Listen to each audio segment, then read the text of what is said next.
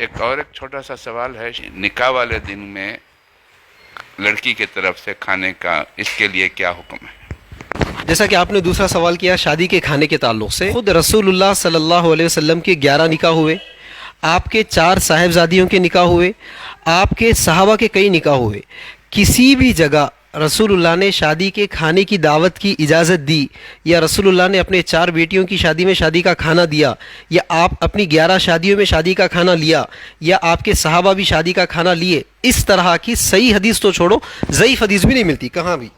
تو یہ ایک پہلی دلیل ہے کہ خود رسول اللہ نہ اپنے عمل کے ذریعے سے، نہ اپنے بیٹیوں کی شادیوں میں عمل کے ذریعے سے، نہ صحابہ کے ذریعے سے شادی کے کھانے کا کوئی سسٹم نہیں دیا۔ یہ پہلی دلیل ہے۔ دوسری دلیل کیا ہے غور کرنے کی، اللہ کے رسول نے مہر کے تعلق سے یہ کہا کہ مہر معاف نہیں ہو سکتا ہے۔ آپ کے پاس جتنی رقم ہے خوش دلی کے ساتھ ادا کرو، اگر مہر کا رقم آپ کے پاس نہیں ہے تو اپنا موبائل بیچو، گاڑی بیچو، جس طرح حضرت علی نے اپنی زرہ بھیج دی ہے، تو اسی طرح۔ تیسرا اصول رسول اللہ نے کیا کہا، اگر بیچنے کے لیے کوئی سامان آپ کے پاس نہیں ہے تو جتنا قرآن یاد ہے اتنا قرآن یاد دلوا دو۔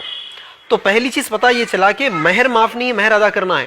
ولیمے کے تعلق سے رسول اللہ نے کہا کہ اگر آپ کے پاس استطاعت ہے ولیمہ کرو، استطاعت نہیں ہے تو اپنے رشتہ داروں سے کہو کہ اپنا اپنا کھانا لے کر آئے، ہم ہمارے گھر بیٹھ کر کھانا کھاتے ہیں۔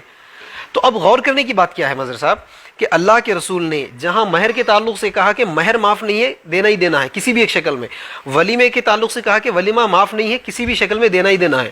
اگر اسی طرح شادی کے دن لڑکی کے باپ کے خرچے پر کھانا کھانا یا لڑکی کے باپ کو شادی کا کھانا کھلوانا امت کی بیٹیوں کے لیے اگر خیر ہوتا، کیا رسول اللہ اس کا حکم نہیں دیتے؟ کیا رسول اللہ اس کی اجازت نہیں دیتے؟ جبکہ رسول اللہ مہر کے تعلق سے اور اسی طرح ولیمے کے تعلق سے اتنا سخت حکم فرماتے ہیں، تو کیا شادی کے کھانے کے تعلق سے حکم نہیں فرماتے؟ تو یہ دوسری دلیل ہے کہ رسول اللہ نے شادی کے کھانے کا کوئی اجازت ہی نہیں دی۔ اور تیسری دلیل آپ غور کیجئے، اللہ کے رسول اپنی زندگی میں کئی ایسے دن گزارے، کھانے کے لیے کھانا نہیں تھا، اپنے گھروں پر جا کر پوچھتے ہیں کھانے کے لیے کچھ ہے، تو بیوی نے کہا کہ اب گھر پہ کھانا کچھ نہیں ہے، دوسرے گھر، تیسرے گھر، اس طرح کئی گھر چلے گئے، پوچھے کھانے کے لیے کچھ ہے، سارے مکان والوں نے کہا کہ کھانے کے لیے کچھ نہیں ہے۔ رسول اللہ نے کہا کہ آج میں روزہ رکھ لوں گا۔ مطلب سوال میرا یہ ہے کہ کیا اس دور میں صحابہ کے گھروں میں شادیاں نہیں ہو رہی تھی؟ ہمارے دور میں تو ایک ایک شادی کے اوپر ہم جا کے اٹک جاتے، صحابہ تو 4 شادیاں کرتے تھے۔ اس حساب سے اگر دیکھ لے، اگر صحابہ کے گھروں میں شادیاں ہو رہی تھی تو مہمانوں کے لسٹ میں رسول اللہ سے بڑے مہمان کون ہوتے ان کو؟ کیا وہ رسول اللہ کو کھانے کی دعوت نہیں دیتے؟ رسول اللہ کو بھوکا رہنے کی نوبت ہی کیا آتی تھی؟ حالانکہ ایسے کئی واقعات گزرتے، کئی دن ایسے گزرے رسول اللہ پیٹ کو پتھر باندھ کر گزارا کیے۔ اب غور کرنے کی بات یہ ہے، وہاں اگر شادیاں ہو رہی تھی تو کیا رسول اللہ کو دعوت نہیں ملتی؟ یقیناً ملتی، لیکن وہاں شادی کے کھانے کا کوئی تصور ہی نہیں تھا۔ شادی کرنا تو پبلک کو جمع کرو، پوری گیدرنگ کرو، 1000 لوگوں کو جمع کرو، لڑکی کے باپ کے خرچے پر کھانے کی دعوت کھلاؤ، یہ سسٹم تھا ہی نہیں اس دور میں۔ تو اس سے کیا پتا چلا کہ شادی یہ ایک ذاتی مسئلہ ہے، آپ کو شادی کرنا ہے، بس 4 اصول جو اسلام نے بتائے کہ لڑکی لڑکا دونوں کی رضامندی ہو، لڑکی کی طرف سے ولی ہو، 2 گواہ ہو اور نقد مہر ادا کیا جائے۔ جہاں یہ 4 شرائط مکمل ہوتے ہیں آپ کسی جگہ بیٹھ کر نکاح کر دو۔ لیکن ان تمام 3 بنیاد پر، ان 3 دلائل کی بنیاد پر آپ دیکھیں گے تو شادی کے کھانے کا کوئی تصور اسلام میں ہے ہی نہیں، بالکل دور دور تک کوئی تصور نہیں ہے۔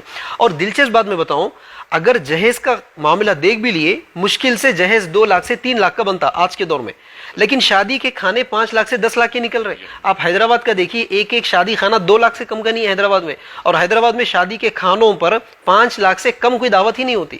شادی کا کھانا ایک ٹائم کھا کر کل صبح فلش میں چلے جانے والا ہے ٹوائلٹ میں، اس کے لیے 10 لاکھ روپے خرچ کروائے جا رہے ہیں آج۔